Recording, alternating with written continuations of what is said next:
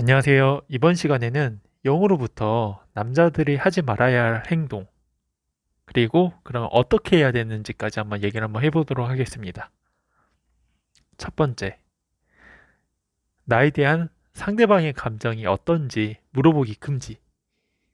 이건 영어뿐만이 아니라 이제 12기 못쏠 특집에서도 그랬고, 대부분 경험이 많지 않은 남자분들이 흔히 하는 실수들인데, 첫날부터 옥수님한테 가서 내가 마음이 가는 이성이 있으면 내가 어떤 사람인지, 상대방은 어떤 사람인지 이런저런 대화를 통해서 나를 이성으로 인식하게끔 먼저 만들고 나서 이렇게 호감을 쌓아 나가야 되는 과정들이 있는데, 초면에 다짜고짜 상대방이 나에 대한 감정이 어떤지만 자꾸 이렇게 확인하려고 하는 스탠스 있잖아요. 이러면 상대 여성분들은 이제 되게 당혹스럽고 불편하고 이제 부담스럽단 말이에요. 그래서 이게 뭐 조급하고 불안한 마음에서 이제 남자분들이 까일까봐 이제 확인하고 이렇게 뭔가 다가가려고 하는 이런 행동들이거든요, 사실. 그래서 이렇게 여유롭지 못한 모습이 절대 이성적으로 끌리는 모습이 아니거든요, 절대로. 그러니까 딱 이제 오늘 영호 형이 그랬어. 이게 사실 문제가 뭐냐면 긍정적인 답이 되돌아오면 그나마 뭐 다행인데, 물론 이제 그럴 리 없겠지만 이게 부정적인 답이 돌아왔을 때, 그러면 그때부터는 이제 우리 못쏠남들은 이제 고장이 나버려. 뭘 할 건데 할 수 있는 게 없어요. 분위기도 무겁고 상대는 또 단답으로 온몸으로 싫다고 표현을 하고 있는데, 그럼 그 상황에서 어떻게 해야 될지 전혀 모르겠고 이제 완전 대원장 파티 나는 겁니다, 형님들. 그러니까 분위기가 무르익으면서 자연스럽게 서로 물어보는 상황이 올 때까지는 제발 제발 제발 그냥 기다리세요. 그냥 일상 대화하면서 이제 자기 뭐 이렇게 뭘 좋아하고 뭘 싫어하고 뭐 어떤 거 좋아하냐 막 이렇게 얘기를 하면서, 그렇다면 이제 어떻게 해야 되냐? 사실 상대방의 감정이 어떤지 물어보는 것 자체는 문제가 아니에요. 이걸 어떻게 활용하냐가 중요한데, 이번 그 저는 14기 그 상철님이 와 저는 따봉 영자님이랑 데이트할 때를 잘 관찰해 보시면 됩니다. 딱 내가 말하고 싶은 표본이에요, 이게 상철님이. 이게 얘기를 할 때 보면은 차분하게 본인이 유리한 포지션으로 상대방이 본인을 어필하게끔 질문이나 대화를 유도를 많이 하거든요. 그리고 이제 대하는 태도 자체가 여자를 많이 만나봤을 것 같은 게, 호들갑을 절대 떨지 않고 차분하고 여유가 있어요, 일단 사람이. 이게 어디서 드러났냐면 그 영자님하고 상철님하고 이제 2대1 데이트 하다가 이제 1대1 이제 대화할 때 있잖아요. 그때 이제 상철님이 질문을 합니다. 데이트하고 싶었던 사람 중에 제가 있었나요?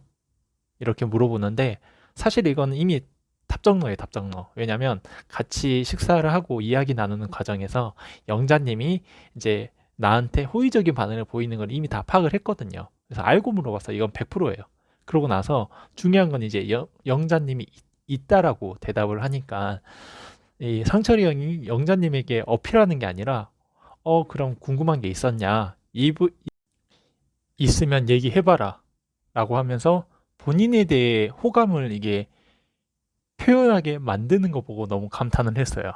그러면서 서로 호감을 주거니 받거니 하는데, 영자님도 와 보통은 아닌데, 이게 우선 남자 편이니까 다음에 얘기하는 걸로 하고, 또 하나는 이제 영자님이 자기는 말을 이쁘게 하는 사람을 좋아하는데 상철님이 말을 정말 예쁘게 한다. 그래서 처음부터 좋게 보고 있었다. 라고 얘기를 하더라고요. 그러면 일반적인 우리 남자들은 어떻게 행동할까요? 돌아오는 대답은 뭘까요? 대부분 이제 좋아가지고 어쩔 줄 몰라 하면서 막 본인을 더 어필을 한다라든지, 이제 영자님을 칭찬을 막 계속 하면서 호들갑을 떨었을 건데, 이게 보면 그 12기 영식님이 되게 많이 그랬었거든요. 근데 친해지면은, 상철님은 친해지면 이렇게 예쁘게 할지는 모르겠는데 라고 하면서 이게 본인의 포지션을 이게 지키면서 역으로, 그럼 데이트 끝나고 들어가서 경수님하고 더 대화를 해보고 싶냐라고 이렇게 빌드업까지 하더라고요. 진짜 지렸어요. 그래서 영자님 입장에서 이제 그러면 계속 상철님이 이제 신경 쓰일 수밖에 없다 보니까 이렇게 긴장을 할 수밖에 없거든요. 그래서 애써 대답을 뭐 이제 아까 경수님이 왜 그런 선택을 했는지 이제 궁금해서 이제 물어는 볼 것 같다라고 하면서 이제 돌려서 말을 하죠.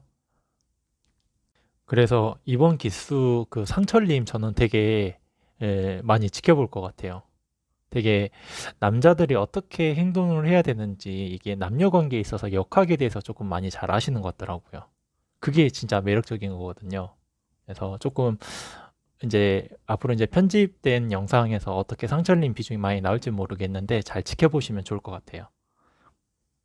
그리고 이제 무호흡 고백 공격 금지. 영호 형 제발 숨 쉬세요.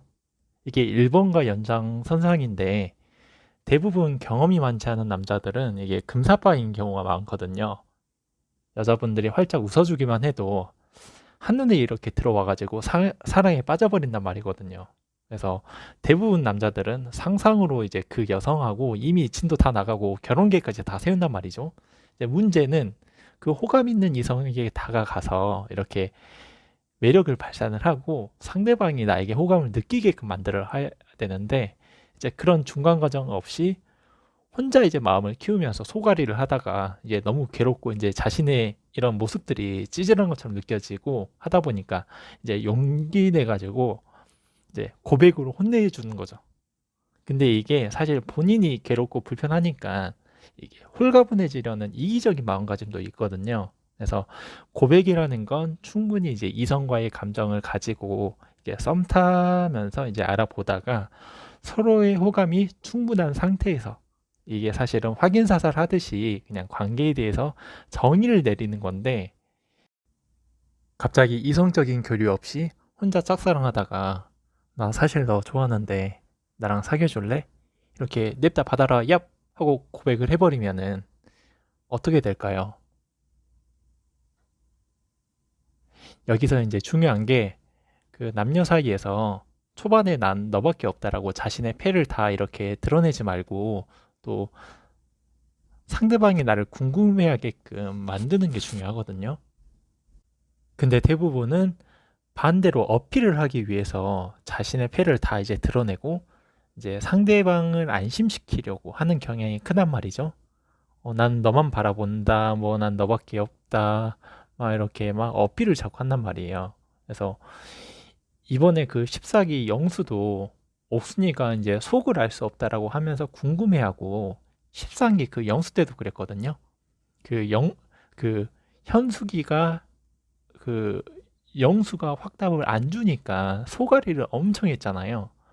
근데 이제 반대로 이제 13기 영식이를 보면은 영숙이한테 직진을 하면서 이제 난 너밖에 없다. 난 언제든지 기다리겠다. 약간 이런 포지션으로 가다 보니까 영숙이는 영식이를 이제 보험에 두고 이 남자 저 남자 다 알아보고 마지막까지 또 영철이한테까지 여지 주면서 간을 보다가 사실 뭐 상철이라든지 뭐 더 괜찮은 사람과의 시그널이 또 있었다면은 영식이를 선택 안 했을 수도 있을 거예요. 근데 그나마 이제 영식이가 영철이나 영호에 비해서는 되게 이제 괜찮은 사람이었기 때문에 결국 이제 최종 선택까지는 갔지만 저는 솔직히 영식이가 너무 답답했거든요. 진짜 영식이 좋은 사람이고 더 이렇게 만날 수 있는데 너무 그 포지션 자체를 그렇게 가져가다 보니까 그 내내 그 영숙이한테 끌려다녔었잖아요. 마음고생하면서. 그래서 다시 이제 또 14기로 돌아와서 영호 형 보세요.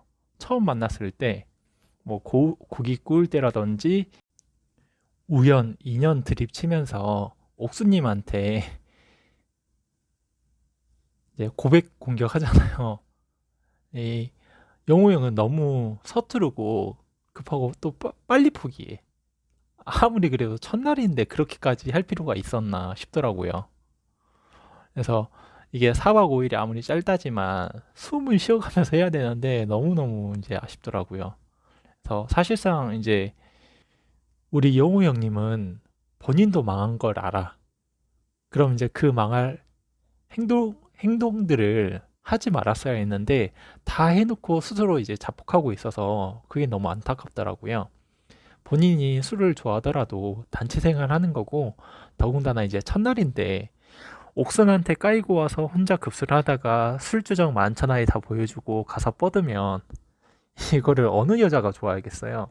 이제 그런 모습들이 여자들 눈에 다 들어오고 또 여자들끼리 있을 때 분명 얘기가 나올 건데 4박 5일이 짧다면서 왜 그렇게 악수를 두냐고요, 형님.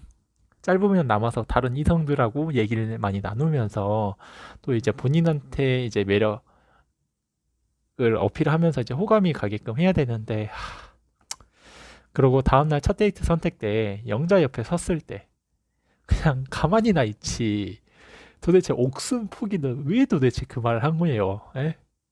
무슨 꽁비신 닭도 아니고 이게 예를 들어서 얼마나 이게 기분 나쁜 얘기인 거냐 상황인 거냐면은 예를 들어서 우리가 헌팅 술집 같은 곳에 가서 합석하려고 이렇게 옥순 테이블에 먼저 갔다가 이제 까이자마자 바로 옆 테이블에 영자 테이블이 있었어. 네, 영호 형이 옥순 테이블에서 까이고 바로 옆 테이블은 영자 테이블로 간 거야. 그럼 뻔히 영자가 옥순 테이블에서 까이고 온 걸 봤는데 기분이 좋을 리가 없잖아요. 아니 진짜 이 형님 진짜 멘트가 하나 너 걸을 타선이 오니 없어. 물론 이제 애초에 영자님은 영호님이 눈에 안 들어오긴 했어요. 이제 울산에서 이제 인기가 많았을 텐데 개인적으로 성에 안 차서 더 좋은 남자 만나려고 나는 솔로에 출연한 건데 영호는 당연히 눈에 안 들어오죠. 더군다나 이제 영자님이 호감이 쌓는 상철님까지 2대1 데이트가 돼버리니까 이제 영호 형은 낄 틈이 없는 거죠. 그래서 본인 스스로도 잘 아는 거지. 아무리 이제 눈치가 없더라도 망해가는 거 있다는 걸 직감을 하고 이제 1대1 대화를 할 때 쿨한 척 하던 모습이 이제 아예 온데간데 없고 자신감 없이 눈치만 보다가 이제 술 이야기 꺼내면서 자폭하는 거 보고 진짜 마음이 아프긴 하더라고요. 그래서 스스로 술을 줄여야겠네 어쩌겠네 하지만 이미 저는 이번 기수에서는 사실 영호 형님은 끝났다고 봐요. 그래서 한 번 망한 이미지를 되돌리기에는 너무 어렵다. 그러니 처음부터 잘하자. 그리고 저는 상철님의 행보가 앞으로 이제 기대가 됩니다.